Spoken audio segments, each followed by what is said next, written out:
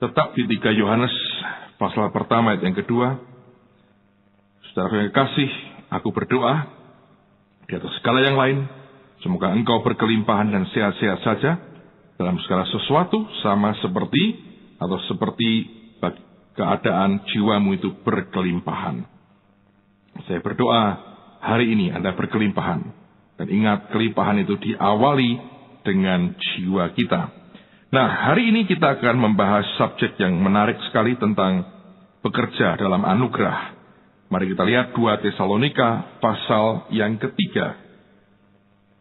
Mulai ayat yang ke-10 sampai 12, 2 Tesalonika 3, ayat yang ke-10 sampai dengan ayat yang ke-12. Sebab juga waktu kami berada di antara kamu, kami memberi peringatan ini kepada kamu. Jika seorang tidak mau bekerja, janganlah ia makan. Kami katakan ini karena kami dengar bahwa ada orang yang tidak tertib hidupnya dan tidak bekerja, melainkan sibuk dengan hal-hal yang tidak berguna. Orang-orang yang demikian kami peringati dan nasihati dalam Tuhan Yesus Kristus, supaya mereka tetap tenang melakukan pekerjaannya, dan dengan demikian makan makanannya sendiri. Nah, ini menarik saudara sekalian. Alkitab mengajar yang tidak bekerja tidak usah makan. Yang tidak kerja dan mau makan dikatakan itu hidupnya tidak tertib. Dan dia berkata semua orang harusnya tetap tenang melakukan pekerjaannya, dan dengan demikian makan makanannya sendiri. Nah, tapi saudara sekalian, kerja yang bagaimana yang Tuhan mau dalam kehidupan kita? Ya, banyak orang kan mau kerja, tapi kerja yang bagaimana? Ada satu hal yang harus diingat, bahwa kita harus bekerja di dalam anugerahnya. Maksudnya apa, Pak? Apakah ada pekerjaan yang di luar anugerahnya? Ya. Dan ini jenis pekerjaan yang akan membahayakan kehidupan kita keseluruhan. Bentuknya seperti apa? Dalam perjanjian lama dikisahkan tentang hidup bangsa yang bernama Amalek yang Tuhan perintahkan harus dimusnahkan. Coba lihat dalam Ulangan pasal yang ke-25, kitab Ulangan pasal 25, ayat 17 dan ayat yang ke-18. Ulangan 25, perhatikan ayat 17 dan ayat yang ke-18. Ingatlah apa yang dilakukan orang Amalek kepadamu pada waktu perjalananmu keluar dari Mesir, bahwa engkau telah didatangi mereka di jalan, dan semua orang lemah pada barisan belakangmu dihantam mereka, sedang engkau lelah dan lesu, mereka tidak takut akan Allah. Maka apabila Tuhan Allahmu sudah mengaruniakan keamanan kepadamu daripada segala musuhmu di sekeliling, di negeri yang diberikan Tuhan Allahmu kepadamu untuk dimiliki sebagai milik pusaka, maka haruslah engkau menghapuskan ingatan kepada Amalek dari kolong langit. Janganlah lupa. Ada hal yang menarik. Tuhan berkata kamu harus hapuskan ingatan kepada Amalek dari kolong langit. Dan lihat, Amalek itu menyerang mereka pada bagian belakang barisan mereka yang lemah. Itu yang dihantam. Nah, dulu kalau orang berperang atau bergerak, yang depan itu tentara, yang belakang itu anak-anak, kaum wanita, orang-orang tua, bayi yang tidak bisa perang. Nah, rupanya yang dihantam itu yang lemah pada barisan belakangnya. Nah, ini menarik untuk kita bisa melihat siapa sebetulnya Amalek. Nah, perhatikan, kata Amalek artinya dweller in a valley atau penghuni lembah. Jadi Amalek itu tinggalnya di lembah-lembah. Karena itulah disebut sebagai Amalek mungkin. Tapi nama Amalek artinya dweller in a valley atau penghuni lembah. Nah, kata Amalek sendiri dari akar kata amal. Dan kata amal artinya to labor atau bekerja, dan ada unsur sorrowful atau penderitaan. Jadi kata Amalek itu akar katanya sama dengan kerja sedemikian rupa sampai hidupnya penuh dengan penderitaan. Kerja keras dengan penderitaan. Nah, inilah Amalek. Alkitab berkata memang kalau tidak kerja tidak usah makan. Tapi kerja yang bagaimana? Jangan sampai kita kerja seperti kena Amalek, di mana kita kerja keras begitu rupa, nanti ujungnya bagian yang paling lemah, keluarga kita, rumah tangga kita, yang diserang dan berantakan. Nah, ada banyak suami, ada banyak istri yang begitu giat mengejar karirnya, sampai dia lupa bahwa di belakangnya ada orang-orang yang harus dia protek dari Amalek ini. Anda boleh kerja, Anda dan saya harus kerja. Tidak kerja, tidak usah makan, kata Alkitab. Tetapi, jangan sampai pekerjaan itu begitu rupa, sehingga menguasai kita. Pekerjaan itu sarana, supaya kita mendapatkan income untuk kehidupan dan menjalankan apa yang Tuhan perintahkan. Cuma pekerjaan bisa mengkontrol kita. Ada banyak orang workaholic. Mereka sampai kecanduan kerja. Kenapa? Karena pekerjaan mengkontrol mereka. Dan di sini, barisan yang paling lemah adalah keluarga kita akan kena akibatnya. Di 1 Samuel pasal yang ke-30, kita akan menjumpai akan kisah yang mirip sama, bagaimana Amalek itu hobinya memang menghantam bagian yang lemah yang tidak terjaga.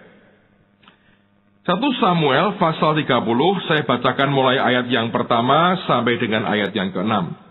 Ketika Daud serta orang-orangnya sampai ke Siklak, pada hari yang ketiga orang Amalek telah menyerbu tanah Negeb dan Siklak. Siklak telah dikalahkan oleh mereka dan dibakar habis. Lihat, Daud tidak ada, Amalek menyerbu. Yang diserbu mana? Perkemahan yang tanpa tentara.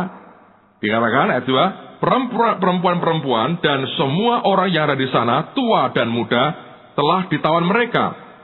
Dengan tidak membunuh seorang pun, mereka menggiring sekaliannya, kemudian meneruskan perjalanannya.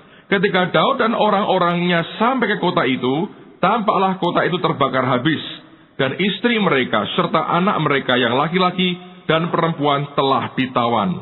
Lalu menangislah Daud dan rakyat yang bersama-sama dengan dia, itu dengan nyaring sampai mereka tidak kuat lagi menangis. Juga kedua istri Daud ditawan, yakni Ahinoam perempuan Yisrael dan Abigail bekas istri Nabal orang Karmel itu. Dan Daud sangat terjepit karena rakyat mengatakan hendak melempari dia dengan batu. Rakyat itu telah berdiri hati masing-masing karena anaknya laki-laki dan perempuan. Tapi Daud menguatkan kepercayaannya kepada Tuhan Allahnya. Nah, perhatikan, waktu Daud dan pasukannya tidak ada, sibuk berperang, Amalek masuk di daerah yang paling lemah yang tidak terjaga. Amalek selalu menghantam bagian yang tidak terjaga. Anda dan saya harus kerja, sekali lagi. Tapi ingat, jangan sampai pekerjaan menguasai kita. Jangan sampai kita kerja seperti orang terkutuk dan bukan seperti orang yang ditebus. Bedanya apa, Pak? Nah, buka Kejadian pasal 3. Inilah kerja orang yang terkutuk, bukan orang yang sudah dalam penebusan Yesus. Dalam Kejadian pasal 3, lihat pada ayat yang ke-17. Saya bacakan sampai dengan ayat yang ke-19. Kejadian 3 ayat 17 sampai dengan ayat yang ke-19. Lalu firman-Nya kepada manusia, karena engkau mendengarkan perkataan istrimu dan memakan dari buah pohon yang telah kuperintahkan kepadamu, jangan makan daripadanya, maka terkutuklah tanah karena engkau. Dengan bersusah payah engkau akan mencari rezekimu dari tanah seumur hidupmu. Semak duri dan rumput duri yang akan dihasilkannya bagimu, dan tumbuh-tumbuhan di padang akan menjadi makananmu. Dengan berpeluh engkau akan mencari makananmu sampai engkau kembali lagi menjadi tanah. Karena dari situlah engkau diambil, sebab engkau debu dan engkau akan kembali menjadi debu. Lihat, hidup orang terkutuk itu kalau kerja, dikatakan, ya, tanah terkutuk karena dosa. Dengan bersusah payah engkau mencari rezekimu seumur hidupmu. Dengan berpeluh engkau akan mencari makananmu sampai engkau mati, kata Alkitab. Nah, ini pekerjaan yang dibuat oleh orang yang hidup dalam keadaan terkutuk. Sebagai orang percaya, kita mesti belajar kerja di dalam anugerahnya. Jangan biarkan Amalek menyerang bagian belakang kita.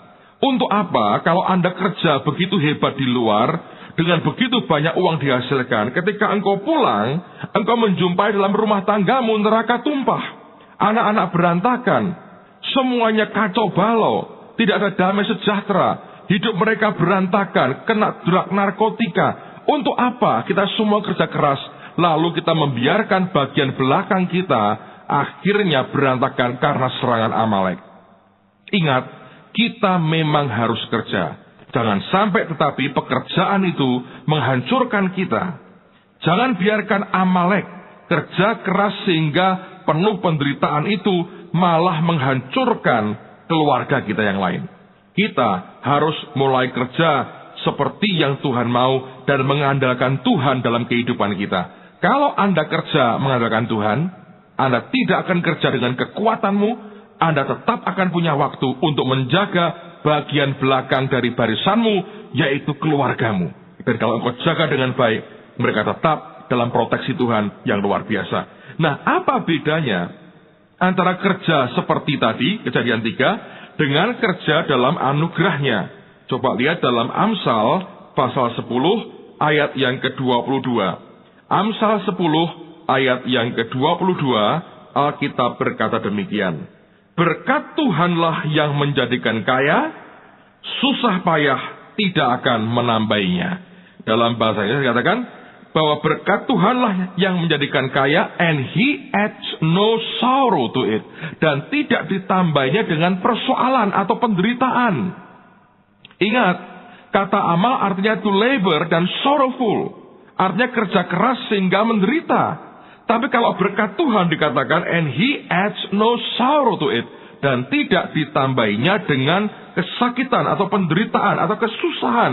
Oleh karena berkat Tuhan yang membuat atau menjadikan kita kaya. Sekali lagi saudara sekalian, Anda dan saya harus kerja. Tidak kerja, tidak usah makan. Tapi jangan sampai pekerjaan yang mengkontrol saudara. Sampai barisan belakang kita itu kena serangan Amalek. Berapa banyak teman-teman yang kena masalah drug, narkoba, dari keluarga yang mampu, orang tuanya berada, ketika ditanya kenapa begitu, akhirnya mereka sadar, mereka berkata, orang tuaku berpikir, beranggapan, uang itu bisa segala-galanya. Mereka kerja begitu keras cari uang, lalu mereka pikir dengan memberi aku uang banyak, segala-galanya aku telah bisa dapatkan. Tidak, ternyata. Keluarga kita butuh kehadiran kita. Keluarga butuh kehadiran kita bersama mereka. Bukan hanya kehadiran uang kita, tapi kita, hati kita, fisik kita, pikiran, emosi kita, jiwa kita, seluruhnya itu dibutuhkan oleh keluarga kita. Ingat, berkat Tuhan yang menjadikan kaya, dan dia tidak menambahnya dengan kesengsaraan. Mazmur 127 memberikan akan sesuatu yang indah buat kita. Mazmur 127 ayat yang pertama dan ayat yang kedua dikatakan luar biasa, jikalau bukan Tuhan yang membangun rumah, sia-sialah usaha orang yang membangunnya. Jikalau bukan Tuhan yang mengawal kota, sia-sialah pengawal berjaga-jaga. Sia-sialah kamu bangun pagi-pagi dan duduk-duduk sampai jauh malam dan makan roti yang diperoleh dengan susah payah. Lihat, ada orang-orang yang memperoleh roti dengan susah payah, sebab ia memberikannya kepada yang dicintainya pada waktu tidur. Pada waktu yang tidak diduga, Tuhan justru memberikan akan anugerahnya. Ulangan 8, saya mau bacakan lagi buat saudara. Ulangan pasal yang ke-8. Ayat yang ke-16 sampai dengan ayat yang ke-18. Alkitab berkata, dan yang di padang gurun memberi engkau makan mana yang tidak dikenal oleh nenek moyangmu, supaya direndahkannya hatimu dan dicobainya engkau hanya untuk berbuat baik kepadamu. Maka janganlah kau katakan dalam hatimu, kekuasaanku dan kekuatan tanganku lah yang membuat aku memperoleh kekayaan ini. Tapi haruslah engkau ingat kepada Tuhan Allahmu, sebab dialah yang memberikan kepadamu kekuatan untuk memperoleh kekayaan dengan maksud meneguhkan perjanjian yang diikrarkannya dengan sumpah kepada nenek moyangmu seperti sekarang ini. Sekali lagi saya mau beritahu saudara, Dengarkan baik-baik. Jangan kerja seperti orang terkutuk bekerja. Karena itu akan membuat Amalek merajalela dalam kehidupan kita. Tuhan mau kita kerja, tapi kerjalah di dalam anugerahnya. Anda bertanya, Pak, bagaimana aku dalam anugerahnya? Sederhana.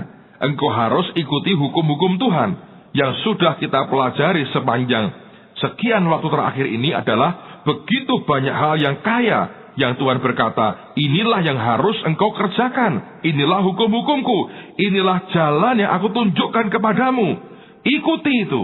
Kalau engkau mengikuti pola Tuhan, artinya engkau dan saya mengikuti pola apa yang Alkitab ajarkan buat kita.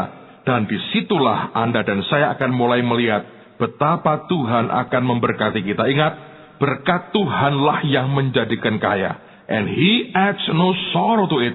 Dan tidak ditambahinya dengan penderitaan. Kalau selama ini Anda kerja dengan begitu rupa sampai engkau melupakan keluargamu, bertobat saudara, itu tidak akan menolong apapun juga. Ingat, berkat Tuhan yang menjadikan kaya. Untuk apa kita makan roti yang diperoleh dengan susah payah begitu? Kalau setelah kita pulang membawa roti, akhirnya tidak satu pun keluarga kita di rumah. Semua tercerai-berai. Semua berantakan. Lalu Anda bertanya, untuk apa semuanya ini? Ya, untuk apa? Untuk apa kita kerja keras? Untuk apa kita banting tulang begitu rupa? Ingat, jangan sampai Amalek menghantam bagian belakang kita. Tuhan mau Anda diberkati dan keluargamu seluruhnya menikmati berkat Tuhan dan pemulihan dari Dia. Bukan malah jadi korbannya. Saya berdoa ini membuat kita makin kenal dengan Dia. God bless you.